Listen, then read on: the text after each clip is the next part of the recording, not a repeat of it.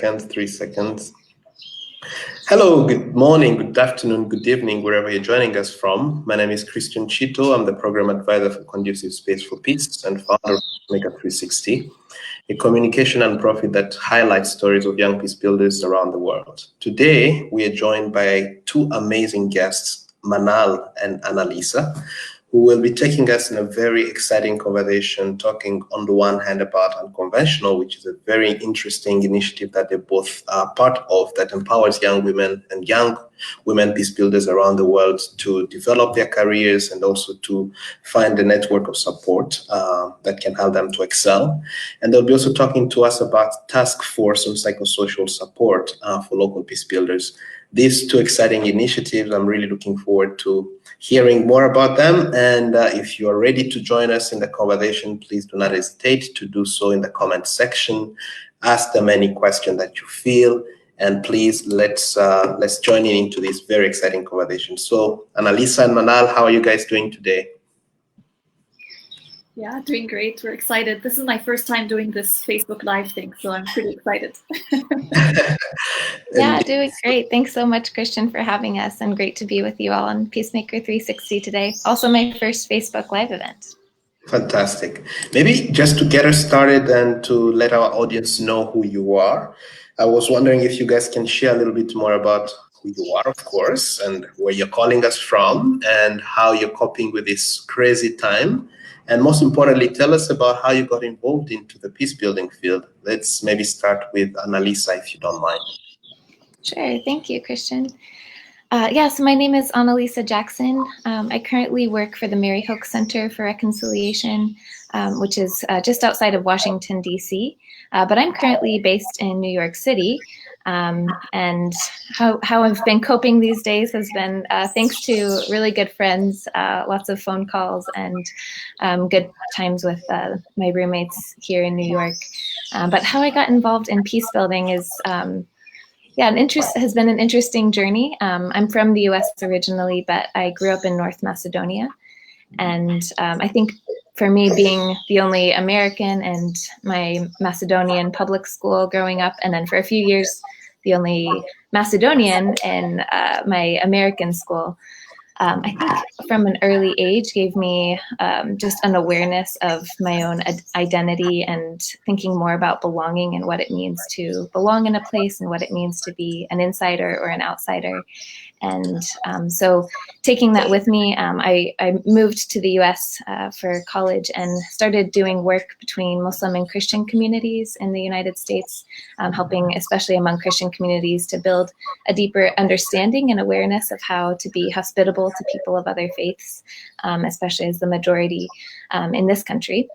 And that work led me to New York City, where I continued doing local peace building work between faith communities, and then also became involved in international peace building organizations, where my roles and organizations often focused on helping larger organizations like the United Nations to have a deeper understanding of how to work with religious communities. And and from there, I started focusing more on reconciliation processes, and that's what led me to the Mary Hoke Center for Reconciliation.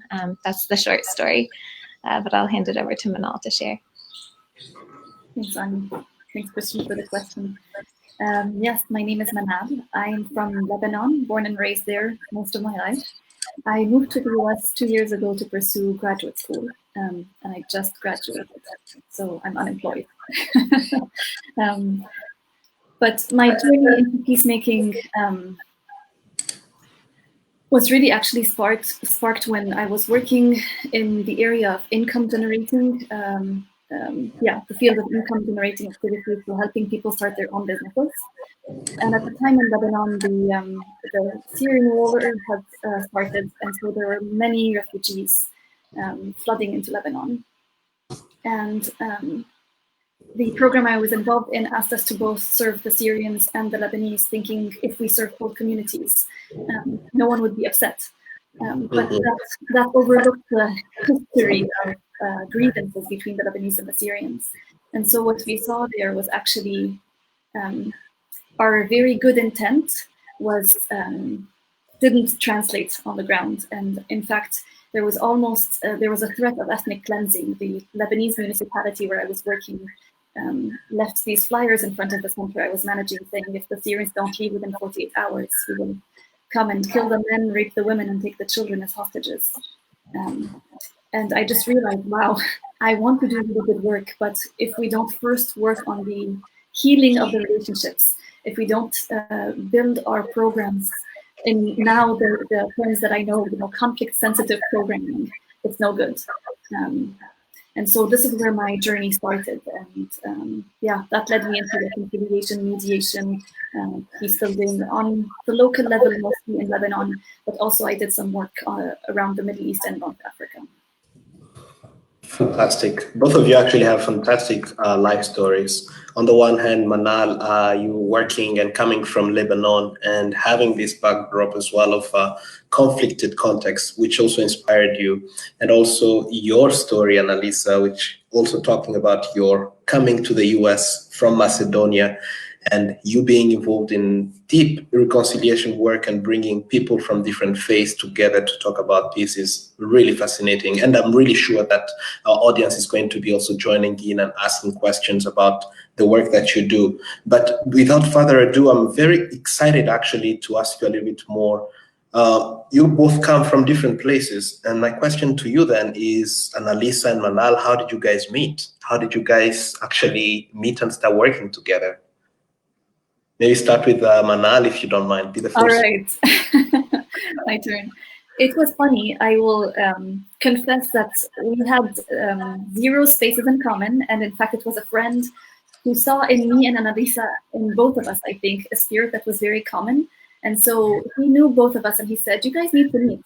And we were on opposite sides of the oceans. And so we basically met through Skype.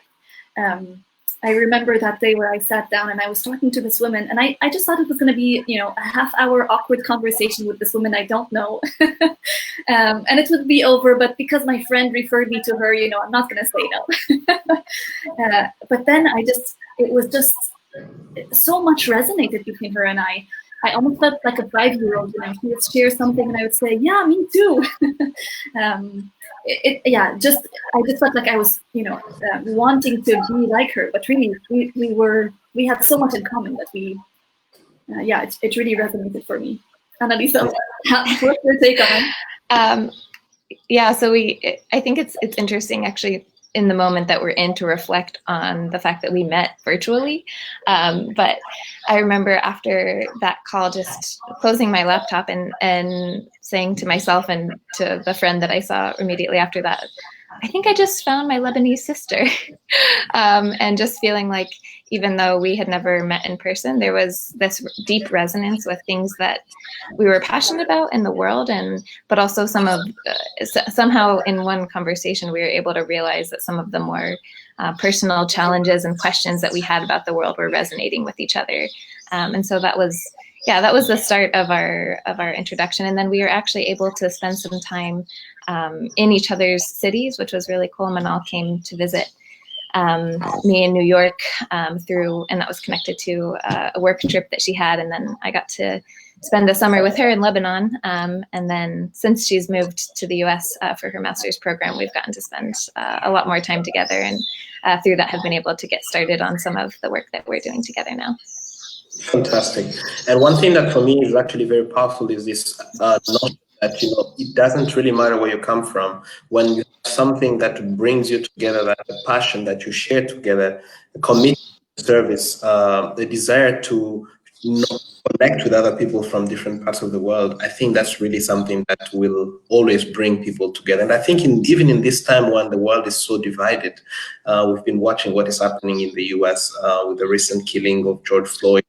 And I feel like the world has completely joined in solidarity, really, in terms of addressing police violence and police brutality. And I feel like to a large extent, you both reflect this notion that it really doesn't matter where you come from. When there is a shared passion, when there is a shared cause for justice that needs to be addressed, then that's what actually brings us together. And I want to maybe segue now into the work that you've both have been doing. First, talking to us about your work with Unconventional, You recently launched a network for young women peacebuilders that is called Unconventional. I was wondering if you can tell us a little bit more about that, and if you want to highlight a little bit more how it was started and what you really are aspiring to do with this network. Thank you. I'll tell a few stories that kind of help draw you into what led us to starting Unconventional. So a few years ago, my colleague Amy and I ran a women's retreat that was for Peacebuilders, and it was for community leaders and people who were really passionate about bringing change to their community, all women. And the retreat that we ran was really focusing on well-being and resilience. And so in our conversations that we had with these women and our peers, we realized that there was so often that space was missing for really talking about what the stress and the challenges that we face are, and how we're affected by them personally in work that we feel so passionately about. It's core to who we are, and it's core to the change that we want to see in the world, and that's exhausting. And that brings its own set of challenges and stresses that sometimes we're not always able to relate to other peers with. But being in a space with other people who maybe have oriented their careers, or not even their careers, but just the way that they are engaging with the world, having spaces to acknowledge some of that deeper pain was really powerful. And so I drew from that time just an awareness that actually naming some of the stress, naming some of the challenges, actually can play a profound role in normalizing that we all struggle in this space, and that we all have our own pain. In some ways, that has motivated us to be where we are now. I think without the pain of our life stories, we wouldn't have seen the needs in certain communities and the needs within the places that we are, to really lean into some of that pain. And so I found that in following conversations with a number of different young women, whether it was in the back of a conference room, or going around a walk during a break during work, or over the weekend having breakfast around the table with different friends, I found that these challenges and these stories started to resonate. I started to hear themes of the isolation that people felt in this work, maybe not always being understood by their families or their peers. I heard frequently, we're on the brink of burnout, or we are burning out, and just starting to feel exhausted. And personally, I had times where I burnt out, and where I had put myself completely into the work that I was doing, and I crashed, and my body said, "You're done. You can take a few weeks to lie in bed now, because your body is tired." And so actually some of those were also wake-up calls for me of really wanting to lean into spaces where I could be with friends, or be with people who would encourage me to take care of myself as I continue developing in my career, which I have oriented towards peace building. And then the next story that I wanted to share was actually just last fall. So I had a number of these conversations with different women, and especially with my colleague Amy, who we had run the retreat together. And in October, it was time for me to move. So I was planning to move from New York to DC. And all of a sudden I realized I'm not going to have my community with me when I go. I've built this strong network of friendships in New York. And what is that going to look like? What is that going to feel like when I move? And so that was actually a moment, I think, where we put our foot on the gas pedal and said, okay, we should actually start this, because if we're asking ourselves, where's that community and what does that community look like, maybe we're not alone in that, and maybe actually starting to open these spaces for other people may add value. And so so Amy and I started asking a lot of different women within our networks, would this be something that you're interested in? And is this something that's resonating with you, to start a community, to start a network for young women, to gather together in friendship, to gather together in support of one another's leadership. And I'm actually going to hand it over to Manal, because I want her to share her part of the story in this too. Yeah, thank you. There are many stories. I think there's one story that I would like to highlight that relates to this quite well. Annalisa was talking about the isolation and the loneliness. And these are not always inflicted on us. These are sometimes things that we do upon ourselves. One of the things that has been true for me in my life is that coming to the US, I had lived through many wars in Lebanon, and that is the norm. Everyone in Lebanon has gone through these wars. I'm nothing special. In fact, it almost feels weird to say, you know, let's debrief this because this is everyday life. But coming here, I went to a baseball game right after my first week in the US, and they had fireworks at the end. And I had always enjoyed fireworks, but that day the fireworks took me right back to the experience of war. I just heard it in my ears. I, you know, got all teary-eyed and shivery, and I just couldn't function for maybe 20 minutes. And I realized, I think this is a form of PTSD, and I probably need to go see a therapist. And I did. But what I was surprised to see was that unpacking my trauma from my childhood and my adolescent years helped me see that, of course, not only did it propel me into the work that I was doing, I was passionate about the work I'm doing because of my own experience in living through wars. But also these experiences of living through wars made me want to look for ways for me to cope. And the ways that I developed were unhealthy. So I developed unhealthy coping mechanisms to deal with all of the stress, and also the stress that comes with working on the front lines as a peace builder. And that meant that I was ashamed of what I was doing. And so I would feel guilt, and I didn't want to share with anyone who I really was. And I would, you know, hide these parts of my identity. And that didn't help me get over my unhealthy habits. In fact, it reinforced them. And so I found myself being isolated and lonely and on the brink of burnout, but because I hadn't really dealt with the things that needed to be dealt with in order to not only be propelled in the work, but be doing the work from a place of healing. And so, you know, what Annalisa and I are talking about is we want these spaces to be common. We want us to share honestly with each other who we really are, and we want to help each other find ways to find help. We could be the container for that. Maybe we have answers and maybe we don't, but maybe we can just share, you know, yeah, me too. And this is what helped me. And here's maybe a resource or something of the sort. So back over to you, Annalisa. Yeah. Maybe before Annalisa actually comes back, I just wanted to say a few things that to me are really very powerful from hearing both of your stories and how you guys got connected. Manal, you've just shared that, you know, your experience with fireworks in the US triggered some emotions and triggered some trauma in you that had been silenced there. Myself, coming from the Democratic Republic of Congo, also a country that was torn by war, I remember the time I was doing my master's in the US, I had a similar experience. I saw people really excited whenever they had fireworks. Wow. It was really traumatizing because it reminded me the days of us running away from war, and it was just really hard. And just like you, actually to do some counseling and therapy for me to actually start adjusting to this way of life.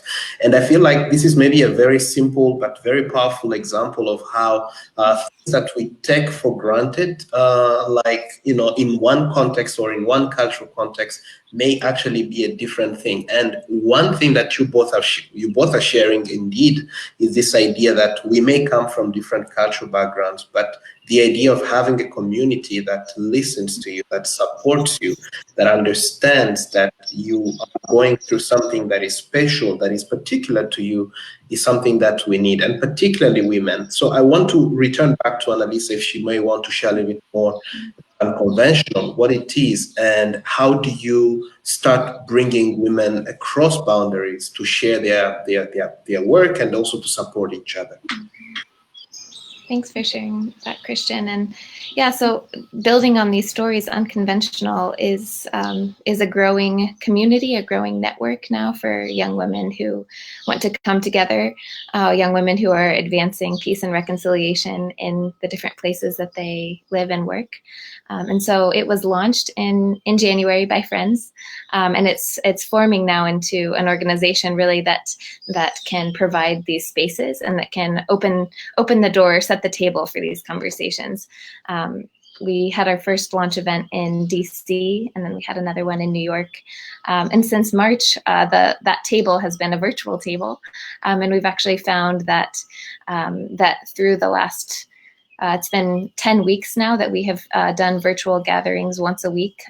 We're able to connect young women from countries all around the world, all around different parts of the US, to come together and share their experiences of how they're coping with this time, how they're strengthening their own resilience, how they're leaning into some of the challenges and developing their leadership even in this time. And so Unconventional's vision really is to see a generation of women leaders who are flourishing in their work, who are leading from a place of abundance, and who are connected and supporting, connected to a network and able to really support one another to grow in this leadership. I think sometimes there's a perception that women in general or young women have to compete against one another. And it was interesting when our first gathering, we actually got all together and we had a moment where we all went around and we just said, I think that I'm like the least accomplished person or the least cool person like in this room. And everyone went around and said like, no, but I feel that way, and so actually having spaces too where we normalize that insecurity is part of being human, and we would like to be a space that can really champion one another and where we can really support and encourage each other's successes, encourage each other's needs for rest as well. So moving into the summer, I'm excited to share too that Unconventional will be coordinating short-term small groups for women who want to get together. We'll be doing a 3-week pilot starting this summer, so 6 to 8 people per group that will get together for 3 weeks virtually. And so we'll be coordinating those and facilitating those as part of a larger peer support program, which I can also share about. But that's a little bit more about where Unconventional is right now. And Manal, I didn't know if you wanted to add on to that. Yeah, one more thing that I thought we haven't maybe underlined quite as much is that in these spaces and in our friendships, there's been a lot of course, time to talk about our careers and what we're going through, etc. But I think one thing that also meant a lot to me in these spaces of unconventional friendships, I want to say, is being able to be truly myself and being accepted as that. So not only, what I'm going through in terms of trauma, but also, how I'm doing with my boyfriend or this last relationship that I broke up in, and, how am I doing on a personal level as well as on a professional level, and just being able to be all of myself in that space without feeling like, this space is only for professional development. And I can't share my vulnerabilities or my stress on the different other levels. So this is something that's been important to me as well. Very important indeed. In fact, I think that's really something that often left out in the conversation around peace building. We tend to keep this professional outlook and we forget ourselves. We're still connected. We're still in relationships. We still have personal issues that sometimes we just don't know who can maybe help us go or navigate through them. As we continue this conversation, I'd like also to say thanks to our online viewers who are joining in. Mohammed, thank you for joining from Nepal. Philip Jackson, thank you for joining from Macedonia. We have Prince Musa joining from Nigeria. And we also have Liliana Pimentel from Brazil, Abdul Rahman from Kenya. We have Kaltumi Abdulaziz from Nigeria, an amazing peace builder as well, who says that trust is a serious issue in Nigeria. I've often tried to confide on people whom I feel could mentor me, but they rather see me as a competition. I don't know why this is particularly among women here in my country. This brings us back again to the point that Annalisa, you raised earlier, that sometimes women sitting together is often perceived as you have to compete against each other. But I want to hear maybe a little bit more, and answering to Kaltumi's point there, what do you do to ensure that there is actually positive interactions that are not or stepping on one another? What do you do to make sure that women who join Unconventional feel indeed supported rather than competing against each other? I think I would say you can't ensure this, but you can model it, and you can set an example by being the first one to share your own story and to express your own willingness to be vulnerable. And so I think within the leadership of Unconventional, we've committed to building that space and to being able to model that and to lean into those harder conversations and to inviting other people into that. So I think people know when they're coming into an unconventional gathering, this isn't just a professional networking space, that it is a space where we're looking to really grow and to encourage each other and to sharpen one another in our own journeys. Fantastic. Maybe just taking that from there, I think many of our online viewers as well are interested in hearing a little bit more about the peer support group. And I want to maybe segue a little bit more into that, because this is really what connects us to the current pandemic. And what you are bringing forward is a support system that will help local peace builders to navigate this time. So I would like maybe to ask Manal if you want us to bring us into the loop of what this task force is all about and how people can actually be part of it, maybe to just start us into that conversation as well. Yeah, thank you. You know, I must confess, I'm not as familiar as Annalisa is. She's the co-chair of the task force, and I'm just working on the peer groups. So if it's okay, I will talk a little bit more specifically on the peer groups. If Annalisa, you can introduce the larger picture, if that's okay. Happy to do that. So I can give just a brief introduction to what the task force is. The center where I work, the Mary Hoke Center for Reconciliation, has launched a task force that aims to help streamline support for peace builders during COVID-19.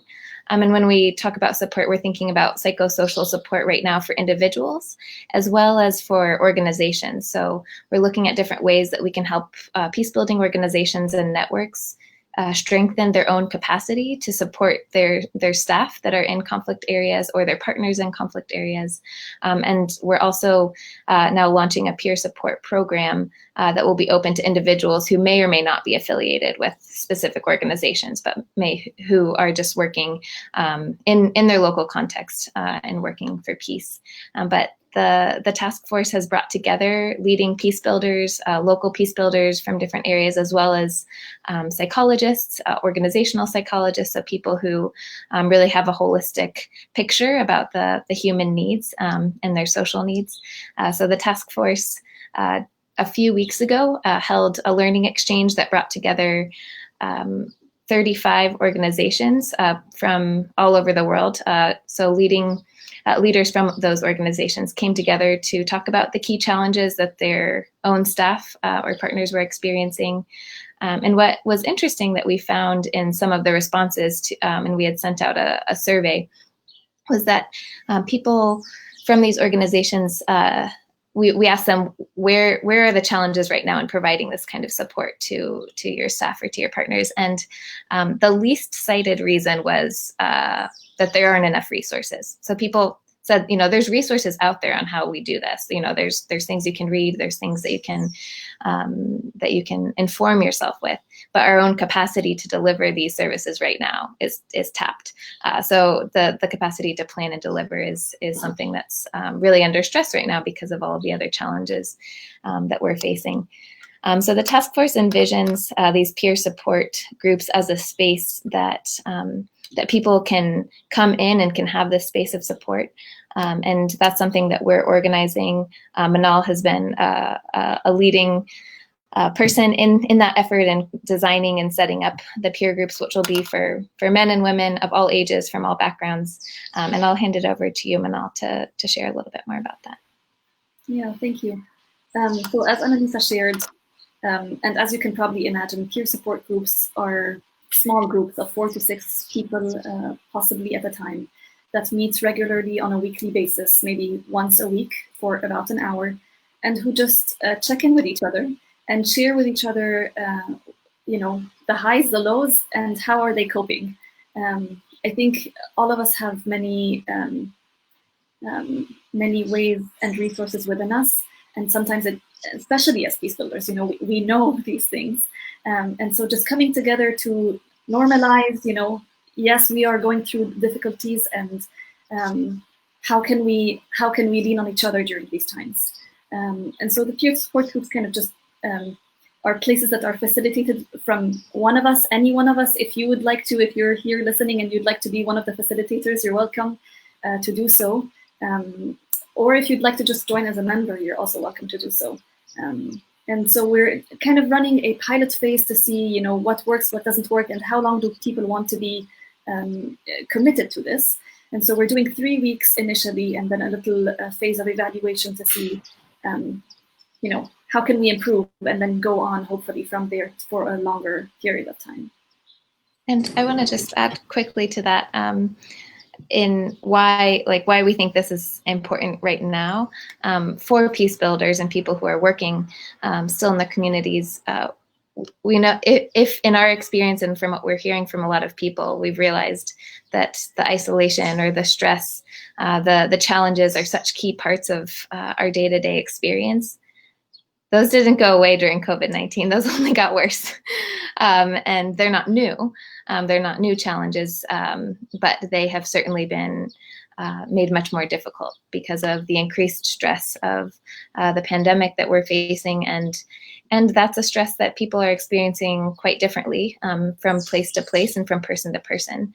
And at least the Mary Hoke Center for Reconciliation really believes that for reconciliation and peace building to happen, personal transformation is so essential. And the peace builders who are integral in leading that work, their own transformation, their own healing is an essential part of that process. So through these peer support groups, we're hoping to bring spaces where we can sit with one another, we can normalize some of those challenges, and where we can strengthen just the way that we show up for ourselves and for our communities.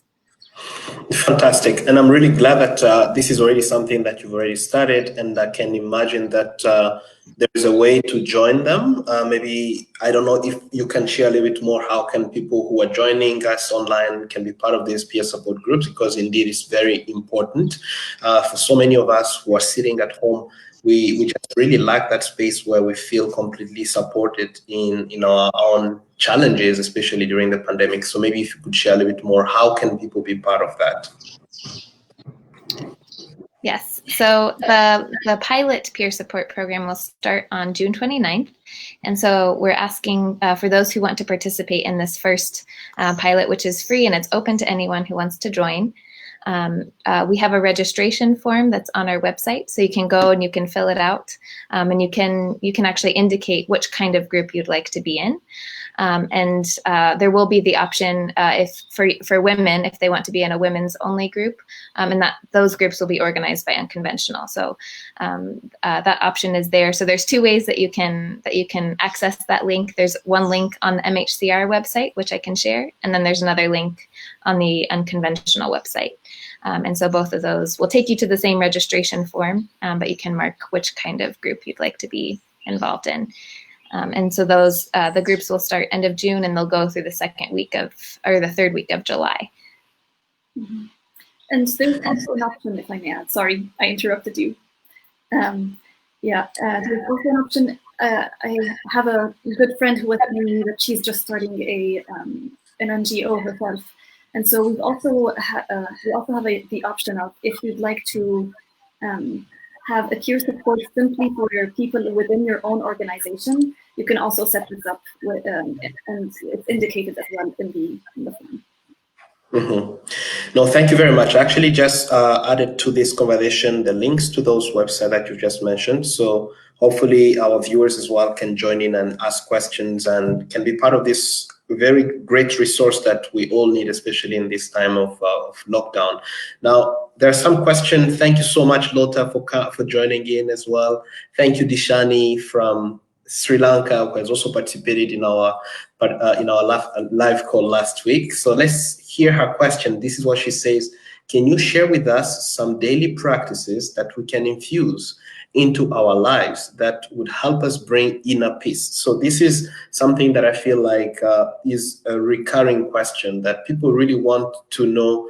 What can I do as I sit at home? Maybe I'm not able to access the internet. Some people don't have necessarily access to internet because they're working in conditions that do not allow them to maybe be part of a support group. What can they do in the meantime to take care of themselves, if you have any tips or advice that can help? Do you want to go on? I have some thoughts. Go ahead. I just want to say, yeah, thank you for mentioning it is tough.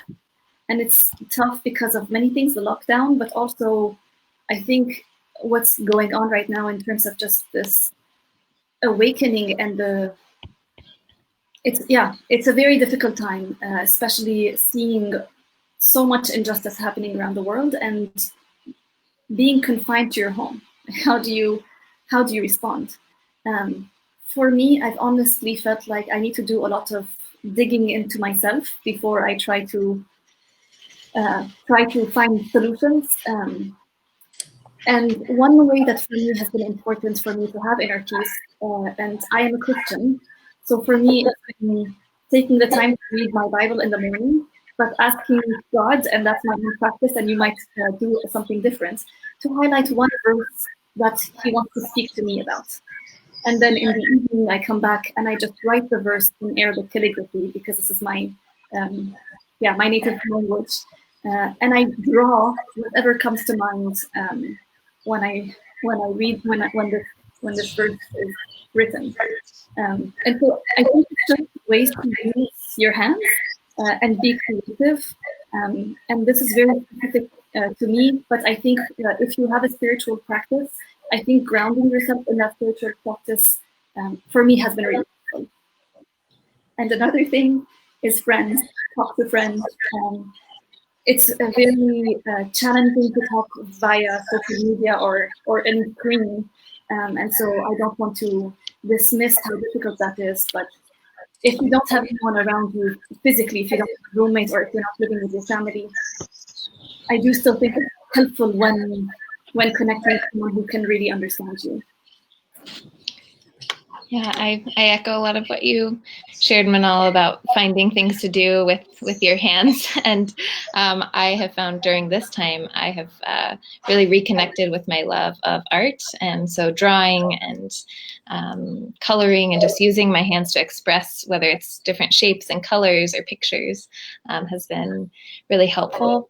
I've also been just realizing that each week during this pandemic, my body has needed different things. And so I'm really trying to listen to what my body is telling me that it needs. And usually it's exercise, but sometimes it's rest. And so for me, doing some kind of exercise in the morning has just, I've realized it changes my whole day. And so even when I don't feel like it, I'm trying to motivate myself or asking other friends to be accountable with me to take that time to move my body in the morning. And also to be practicing more mindful breathing and time to really center myself and take time to be calm and to be still. And one question actually that's really helped me in this whole pandemic has been asking myself, is this in my control? Can I actually control this? And what about this can I control? And usually it's just my own reactions. And so that question has been one that I've been coming back to a lot.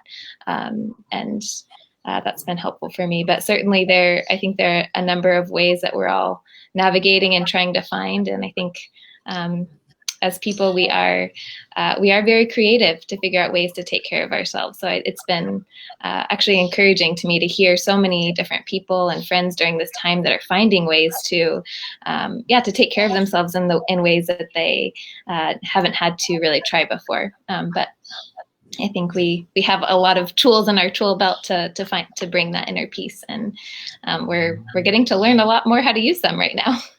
Mm-hmm.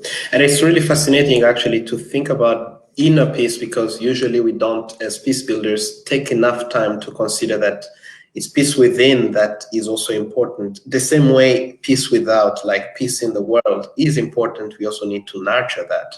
And I've struggled with it myself. Like at times I find myself really immersed in what I need to do for peace in the world and what I need to do to make sure that young peace builders are having their space and they can be heard. But I also get cracked because inside of me, I don't necessarily find time to do that. And one thing for me that has also helped me during my master's program, I was introduced to journaling, which is really a process of just writing your feelings and allowing your pen to actually just be a tool or a voice to expressing what you're going through. And I feel like that's something that has helped me and has been an anchor for me in times when I feel completely conflicted or I didn't know what to do. I just sit down and write everything that comes to mind. So just also want to share that. We are really moving into a very great conversation. Thank you everyone for joining. The phones from Burundi for joining. Kaltumi, again, thank you so much for sharing these resources. Many people are really interested, and I'm sure they will join in and maybe be part of the task force and the peer support group that you're putting together. Maybe in our last 4 minutes before we end the call, I'd like us to go back to the conversation we started with earlier, how you both got connected, how you came into this peace building work, how you started Unconventional. If you have a message to women out there who are still feeling maybe lonely and feeling misunderstood or feeling not supported, and especially those who have just recently graduated or who have finished school and they're trying to navigate what it means to jump into the professional world in a time of chaos and crisis like this, because so many are in this situation where they just don't know what is going to happen to them. So I don't know if there is any advice or any wisdom that you'd like to share with anyone who might be in those shoes right now.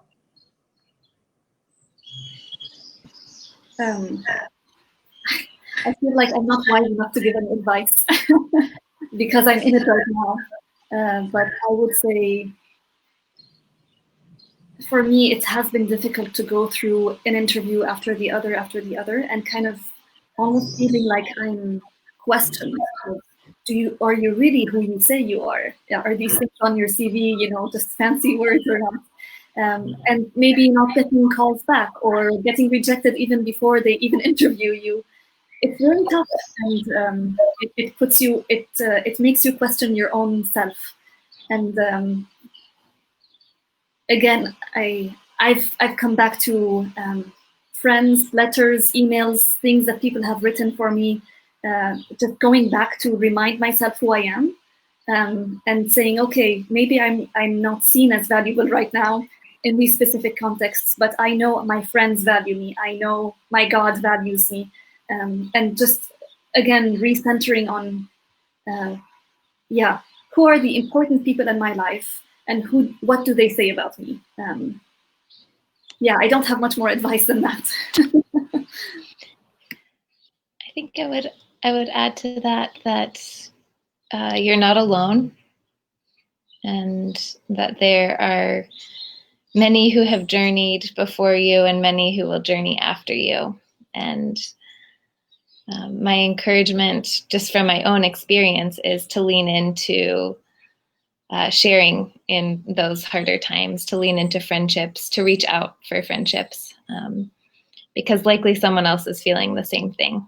And there's such a beauty and a joy, I think, in realizing that some of the challenges that you experience are not unique to you. They do look different for each person, but we can journey together and learn a lot from each other. And that has always been such an encouragement to me when I see my peers and people who who are in a similar life stage or just a little bit ahead, and noticing the journey that they have gone through. And so my encouragement would be to look for those people and to ask them their stories and to share your own story, and not forget your own value. And that applies to men and women. I think we all need to be leaning into these conversations before and especially now as the world that we're living in just continues to bring one thing after the next. Absolutely. And I agree with that indeed, because without a peer support system, without a space where we can actually share and connect with others, and on the same note of being part of a community that listens to you, I'd like just to leave here that Conducive Space for Peace has recently launched an online platform that actually allows for local peace builders who are dealing and responding to COVID-19 to share resources and information among themselves. And I think this is also another space that you can also be part of, and you can also join and be feel a sense of support and be part of the conversation of what is happening around the world in terms of responding to COVID-19. But also what Annalisa and Manal have shared, I think is very critical, that you don't feel that you are alone, and that you don't feel like you are left out, because indeed you are not alone.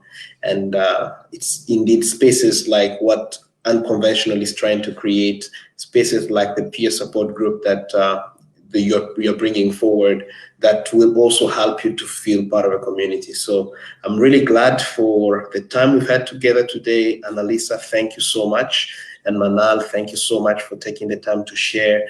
I know this is just the beginning, but we'll have many more conversations to come. Wish you good luck as you start and continue leading these peer support groups. And please keep us in the loop, and let us continue sharing and engaging with this broader community of local peace builders during this time. And also thank you to all our online viewers. Thank you, Julien Bahati from Congo. And thank you everyone really who has stood with us and continue to support this conversation, these continued dialogues with local peace builders. We'll see you again in about 2 weeks. All right. Take care. And thank you, Christian, for holding this space and for the work that you're doing and bringing so many people together. It's an encouragement to us as well. Yes. Thank you. Thank you so much. Take care, and we'll talk to you soon. Bye-bye.